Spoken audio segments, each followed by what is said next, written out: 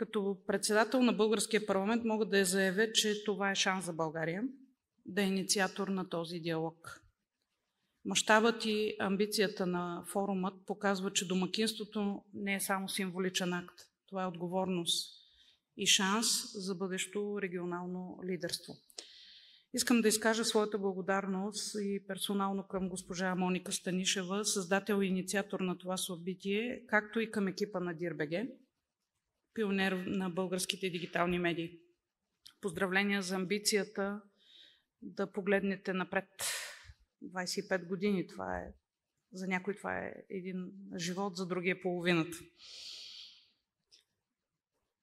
И да говорим открито за възможностите и предизвикателствата, свързани не само с зелената, но и с много други едновременно случващи се пред очите ни трансформации. Технологични, дигитални, геополитически, социални, климатични. Останете пионери в този голям разговор за бъдещето. Не спирайте да мислите критично, задавайте трудни въпроси, бъдете инициатори, вдъхновители на идеи. Искам да поздравя и съорганизаторите на форума тази година, Българо-гръцката търговско-индустриална камара. Нейният председател, господин Карафилидис.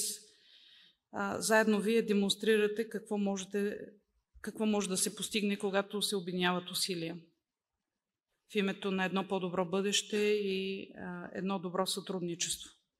Вашето общо партньорство е Европа в действие, солидарна, прагматична, взаимодействаща. Нека да покажем, че Балканите могат да бъдат освен генератор на напрежение и генератор на идеи. Днес повече от всякога Европа се нуждае от истински лидери, каквито имаше.